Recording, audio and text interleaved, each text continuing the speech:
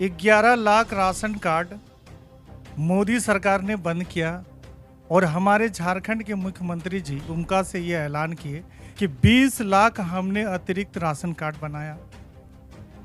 आज तक हमारे झारखंड के खनिज खदानों से, संपदाओं से जितना सारा टैक्स आया, केंद्र सरकार ने यहाँ के नहीं दी।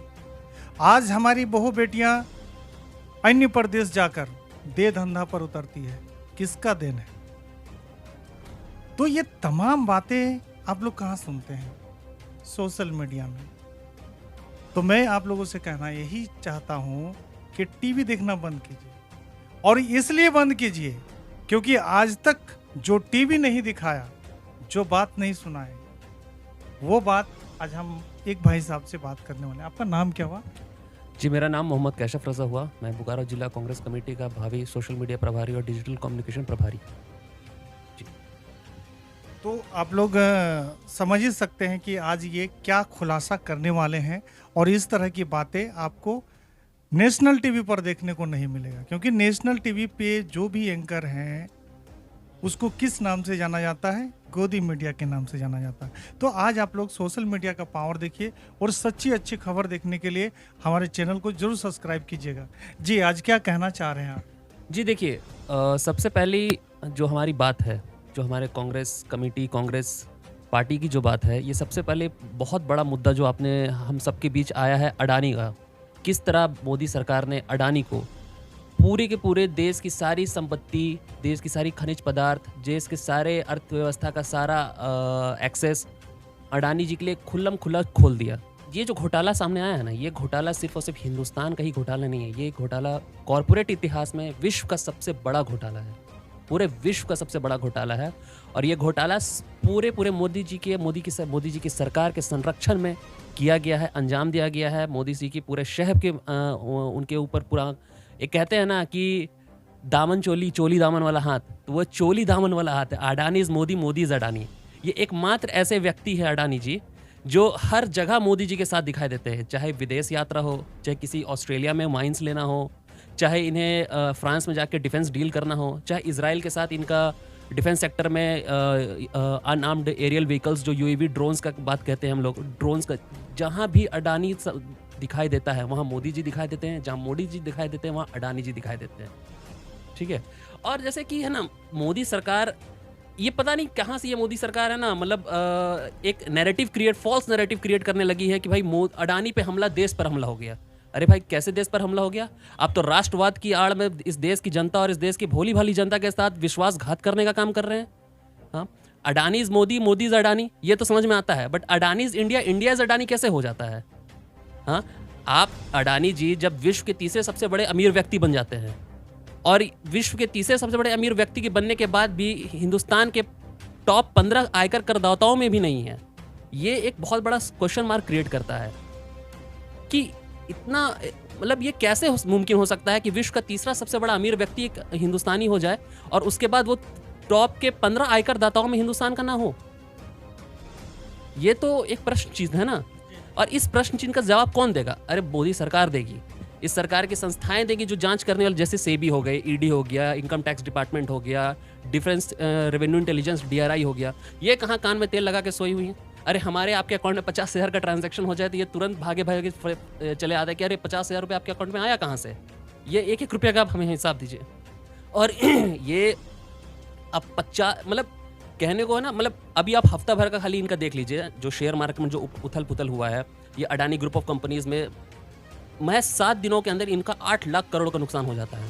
और एसबीआई और एलआईसी जैसी संस्थाएं जो भारतीय उत्क्रम हैं, और उपभोक्ताओं का और इसमें खाताधारकों का जो पैसा है, मेरा आपका पैसा है, इनका पैसा जो इन्होंने लेकर रखा हुआ, और इस पैसे को ये ले जाके इन्वेस्टमेंट के नाम पे इन पे लोन सैंक्शन करते चले जाते हैं। इन्वेस्टमेंट के नाम पे हजारों करोड़ का इन्वेस्टमेंट किया जाता है, कहीं 78,000 करोड़, कहीं 37,000 करोड़, 28,000 करोड़, लगातार इन्हें पैसा बल्क पे बल्क पैसा दिया। किसके कहने पे दिया जा रहा है? कौन है इसके पीछे जो इतना का इतना, मतलब अडानी पे इतना मेहरबानी क्यों? अरे हम और आप एक 50,000 का लोन लेने जाएंगे, 10,000 का लोन आएंगे तो हमारे चप्पल घिस जाएंगे।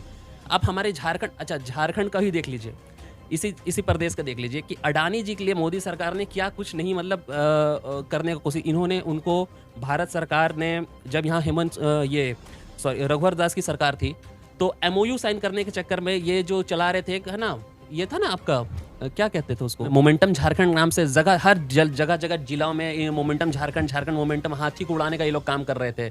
और उसमें औने पौने दाम पे लीज और माइनिंग का लीज और एमओयू साइन किया जा रहा था अडानी के साथ, ठीक है ना। कोयला भारत सरकार ने इन्हें कोयला दे दिया, इन्हें ग्रीन एनर्जी दे दिया, इन्हें डिफेंस सेक्टर दे दिया, इन्हें पावर ट्रांसमिशन दे दिया, इन्होंने क्या कहते हैं पेट्रोलियम दे दिया, इन्होंने 2G 3G 4G 5G spectrum पे स्पेक्ट्रम बांटते चले गए इनको।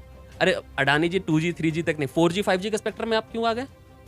आपका क्या रो, आप हर चीज में आप दिखाई देने लगते हैं, ठीक है। इनके लिए तो देश की सारी संपत्तियां खोल दी गई, जिसका कोई लॉजिक कोई तर्क नहीं बनता है। आप किसी युवाओं को नौकरी नहीं दे सकते, लेकिन आप एक व्यक्ति विशेष को जो कि गुजरात से आता है और उसको बढ़ाने चढ़ाने का काम कार्य कर रही है ये मोदी सरकार। इसके अलावा मैं एक बहुत जेन्युइन सवाल है, ठीक है, एक बहुत जेन्युइन सवाल है कि मोदी सरकार में ही अडानी जी का ग्रोथ ऐसा क्यों होता है? क्यों मोदी जी की ही सरकार में अडानी जी 609 नंबर पे होते हुए अचानक तीसरे सबसे बड़े विश्व के सबसे अमीर व्यक्ति बन जाते हैं? 2014 में इनकी अगर कुल संपत्ति और कुल आय इनका देखते हैं, कुल संपत्ति इनकी अडानी ग्रुप ऑफ कंपनीज को देखिएगा तो ये महज 37,000 करोड़ के आसपास है। 2016 में इनकी कुल संपत्ति हो जाती है 59,000 करोड़। 2020 में इनकी कुल संपत्ति हो जाती है 2.5 लाख करोड़। और फिर हास्यास्पद बात यह है कि 2022 में जब 20 और 22 का जो कार्यकाल है इसमें पूरा विश्व कोरोना काल से गुजर रहा था और पूरे विश्व में आर्थिक मंदी आई हुई थी, सब अपने अपने घरों में थे, सारी फैक्ट्रियां बंद है, चिमनियां बंद है, कहीं किसी तरह का व्यापार कोई प्रोडक्शन नहीं हो रहा, हम आप सब अपने अपने लॉकडाउन में घरों पे बैठे हुए थे, ठीक है। और उसके बाद इनकी कुल संपत्ति का इजाफा 2.5 लाख से एकदम 11 लाख 12 लाख करोड़ हो जाता है। ये तो बहुत बड़ा सवाल पैदा करता है ना, किस तरह से मोदी सरकार रेड कारपेट बिछाई हुई है अडानी जी के लिए। ये एक बहुत बड़ा प्रश्न चिन्ह है इनके ऊपर, इस सरकार के ऊपर, कि क्रोनिक कैपिटलिज्म को जो बढ़ावा देने का कार्य ये जो मोदी सरकार कर रही है ना, ये देश के लिए बहुत घातक साबित होगा। और जिस तरह से अंग्रेजों ने ईस्ट इंडिया कंपनी को हिंदुस्तान में आगे करके काबिज करने का काम किया था, सिर्फ ये आए थे व्यापार करने के नाम पर और हिंदुस्तान पर शासन करने लगे, इस तरह से मोदी सरकार अडानी के through, Adani group of companies के थ्रू इस देश में व्यापार के नाम पर इस देश के भोली भाली जनता के ऊपर एक तरह से साइकोलॉजिकल वॉरफेयर करने का काम कर रही है। जो आर्थिक बोलते हैं ना, एक है ना इकोनॉमिकल वॉरफेयर, साइकोलॉजिकल वॉरफेयर, ये इकोनॉमिकल एंड साइकोलॉजिकल वॉरफेयर, और इन्होंने खुला जंग छेड़ दिया हिंदुस्तान की आम जनता के खिलाफ। उनको लूटने का काम कर रही है, उनको शोषण करने का काम कर रही है, उनको मतलब आप 1-2 EMI फेल कर जाइएगा, आपको NPA घोषित कर देते हैं। अरे ये देश किस हालात से गुजर रहा है उस चीज़ को आप समझने को तैयार नहीं है। आपने गब्बर सिंह टैक्स लगा दिया, आपने का रेपो रेट इतना हाई चला गया, आप हर तीसरे चौथे तिमाही में रेपो रेट्स को हाई कर देते हैं। इस देश के सबसे बड़ा दुर्भाग्य यह है कि इस सरकार को तो मतलब अर्थव्यवस्था समझ में नहीं आती है। What is the meaning of economy? इन्हें GDP समझ में नहीं आता है, इनको कुछ भी समझ में नहीं आता है। ये 5 ट्रिलियन इकोनॉमी का बात करें, अरे 5 ट्रिलियन अपने, ये अडानी जी की 5 ट्रिलियन इकोनॉमी की बात करी, हिंदुस्तान की 5 ट्रिलियन इकोनॉमी की बात कर ही नहीं रहे, ये अडानी जी के लिए बात करें, साफ बात यही है। अच्छा, क्या है कि अभी ये मतलब युवा पीढ़ी, इन्होंने युवा पीढ़ी को एक नया नाम दे दिया, अमृत पीढ़ी। युवा पीढ़ी को तो जन्म घुट्टी पिला दिया है ना। देखिए, जन्म घुट्टी तो बिल्कुल पिलाया है, बिल्कुल पिलाया ना, नशा उतर नहीं रहा। और नशा से एक मुझे आपने बहुत अच्छा याद दिला दिया मुझे। नशा से मैं कहना चाहूँगा कि अडानी जी का पोर्ट, जैसे मैंने बताया कि मोदी सरकार ने इन्हें पोर्ट और एयरपोर्ट्स दिया है, तो ऐसा क्यों है कि अडानी जी को मुंद्रा पोर्ट से ही, मतलब अडानी जी के मुंद्रा पोर्ट से ही तमाम ड्रग्स के खेप पकड़े जा रहे हैं? अरे लगातार पकड़े जा रहे हैं। मतलब ड्रग्स के स्मगलर्स को अडानी जी के मुंद्रा पोर्ट से इतना मोहब्बत क्यों है? ऐसा क्यों है कि उन्हीं के लगातार, अभी जुलाई में इसी पिछले वर्ष जुलाई 2022 में सुनने को आया कि उनके पोर्ट से 500 करोड़ पकड़ाया, ठीक है, सॉरी मई में पकड़ाया, फिर जुलाई में इनका 375 करोड़ के आसपास इन्होंने जुलाई में पकड़ा, भारत सरकार की एजेंसियों ने पकड़ा। उसके बाद आपके तकरीबन शायद सितंबर 2022 था जिसमें 2000 करोड़ का ड्रग्स पकड़ाया। अरे ये अमृत काल में इस अमृत पीढ़ी को जहर खिलाने का कार्य कर रही है मोदी सरकार। अब देखिए, अब ये ड्रग्स का सप्लाई मुद्रा पोर्ट से होना, अडानी, मतलब इससे पहले जब तक अडानी को नहीं मिला मुद्रा पोर्ट से कोई ड्रग्स का कार्य नहीं हो रहा, कोई ड्रग्स की खेप नहीं पकड़ा रही है। और जैसे ही अडानी जी को ये पोर्ट मिलता है, ये ऑक्शन होता है, ये पोर्ट इनके हाथ में आता है, और साल भर 1.5 साल के अंदर इन्होंने लगातार खेप पे खेप पकड़ी जा रही है। मैं कहना चाहूँगा कि आप लोगों से कि आप लोगों को जो जन्म घुट्टी का नशा दिया गया है, उसका नशा उतरते उतरते बहुत देर हो जाएगी। वक्त रहते अच्छी खबर, सच्ची खबर देखने के लिए खास करके ग्रामीण टीवी को सब्सक्राइब करें, फॉलो करें, लाइक कमेंट करें और मेन स्ट्रीम मीडिया जो आपके घर में टीवी चल रही है उसको पहले बंद करें और समझने का कोशिश कीजिए कि हम लोग लगातार जो भी स्वतंत्र मीडिया है, रवीश कुमार है या तो अभिषेक शर्मा जी हैं, पुण्य प्रसून वाजपेयी जी हैं, इन लोग की बात को सुनिए। हमारी बात को अगर सुनना पसंद नहीं आता है आप लोगों को तो इन लोगों की बात को सुनिए, समझ में आएगा कि देश का वास्तविक हालत क्या है। मोदी जी और उनके समर्थितों का मुझे ऐसा लगता है ये जो जन्म घुट्टी है खास करके कि भाई 20% मुस्लिम है, इसको जो है कि एकदम अवहेलना कर दो, इसके साथ अटैक करो या कुछ भी करो, ये सब बातें मुझे नहीं करनी चाहिए। लेकिन मैं आपसे पूछ रहा हूँ कि अगर ये जो एक नारा लगाया है मोदी जी ने कि ये बांटो और राज करो, लगता है आपको कि मुसलमानों ने कभी भारत में कुछ योगदान नहीं दिया देश के लिए? अब देखिए इस पे मैं तो बस ये कहना चाहूँगा कि मोदी सरकार को तो इतिहास, भारत का इतिहास बिल्कुल पता ही नहीं है, ठीक है। हमारे देश में बेहतरीन और बहादुर जैसे स्वतंत्रता सेनानी पैदा हुए, अशफाकुल्ला खान, जिन्होंने हंसी खुशी फांसी के फंदे को चूमना पसंद किया अपने इस मातृभूमि के लिए, भारत माँ के लिए, ठीक है। इसी मुल्क में ब्रिगेडियर उस्मान जैसे पैदा होते हैं जिन्होंने मतलब पाकिस्तान द्वारा दिया गया उन्हें पाकिस्तान सेना के सर्वोच्च पद, सेना का सर्वोच्च पद भी ठुकरा दिया सिर्फ इसलिए कि मैंने हिंदुस्तान में पैदा हुआ। और उनकी एक बात मैं अपने जीवन में सुनिए, ये वही भारत है जहां अब्दुल कलाम जी को भी आतंकवाद का, देखिए इसी भारत में महात्मा गांधी जी को भी गोली मारा गया, उन्हें भी गद्दार कहा गया, ठीक है। और इसी भारत में आज के डेट में आप एपीजे अब्दुल कलाम जैसे महान शख्सियत को आतंकवादी कहा जाता है। तो ये भाजपा की तो ये मानसिकता है ना, ये देश विरोधी मानसिकता है, डिवाइड एंड रूल। जिस तरह अंग्रेज डिवाइड एंड रूल पे अड़े हुए थे, इन्होंने सेम पॉलिसी को अपनाया हुआ है। ये जर्मन की हिटलर की जो जर्मन की जो पॉलिसी रही है यहूदियों के खिलाफ, ये सेम उसी पे फोकस किए हुए हैं कि भाई ईस्ट इंडिया कंपनी ने किस तरह हिंदुस्तान में हिंदू मुसलमान का बंटवारा करके। देखिए आप लोग मेरे चैनल में जो वीडियो देख रहे हैं, मैं बार बार रिक्वेस्ट कर रहा हूँ कि आप लोग टीवी देखना बंद कीजिए, आप लोग सोशल मीडिया में आए। और सोशल मीडिया में भी बहुत षड्यंत्रकारी लोग हैं, लाखों लोग हैं जो मोदी के सेह पर वीडियो बनाकर दिखाते हैं, हर गलत हिस्टोरी जो है कि आप लोग को देखने को। तो बिल्कुल प्लीज़, मैं जिनका नाम बताया उनका वीडियोस, ग्रामीण टीवी का वीडियोस, स्वतंत्र मीडिया का वीडियोस जरूर देखिए। आगे और बोलिए। नहीं, देखिए जैसे हम जो बात कर रहे, जो जिस बात पे चर्चा कर रहे थे, ठीक है ना, जैसे अडानी जी का जो खास करके हिडेनबर्ग के द्वारा जो चीज हिडेनबर्ग रिसर्च संस्था जो अमेरिका की एक रिसर्च संस्था है, ये इन्होंने ये इससे पहले भी, ये तो अडानी जी एक अभी स्टार्ट हुए ना, इससे पहले भी हिडेनबर्ग जो रिसर्च संस्था है ना, इन्होंने बहुत सी कंपनियों के ऊपर रिसर्च किया था। बहुत सी कंपनियों को, अमेरिका में जो बैठी कंपनियां थी उनको भी एक्सपोज करने का कार्य किया। इन्होंने चाइना की में जो फर्जी कंपनियां चल रही थी उनको एक्सपोज करने का कार्य किया। तो ये किसी ऐसा थोड़ी है कि इन्होंने हिंदुस्तान से ही दुश्मनी मोल लिया हुआ है कि हिंदुस्तान की कंपनियों को डुबाना या हिंदुस्तान में उभरती कंपनियों को डुबाने का कार्य करी, ऐसा थोड़ी है। अरे आप जब गलत कर रहे थे तभी तो आपको एक्सपोज करने का कार्य किया। और आप अगर सही हैं तो आप क्यों नहीं चले जाते हैं कोर्ट, लीजिए लीगल एक्शन उनके खिलाफ। हिडेनबर्ग ने तो खुला चैलेंज किया कि आप आइए कोर्ट। अरे जो रिसर्च पेपर्स जो उनको नहीं मिल सका आपके खिलाफ, वो आपको कोर्ट में ड्रैग करके मांगेंगे आपसे, आप दीजिएगा। वहां पे हो जाएगा झूठ का झूठ और पानी का पानी हो जाएगा कि सच क्या है और झूठ क्या है। आप वहां पे आ जाइए। तो आप लोग कुल मिलाकर समझ सकते हैं कि हिडेनबर्ग अमेरिकन एक ऐसी संस्था है जिन्होंने अडानी की कंपनी और अडानी के खेल को पूरी तरह दिखाने का काम किया है। लेकिन क्या मेन स्ट्रीम मीडिया, जिसको रात दिन आप लोग टीवी पर देखते हैं, क्या वहाँ पर ये बातें चल रही है? नहीं चल रही है ना।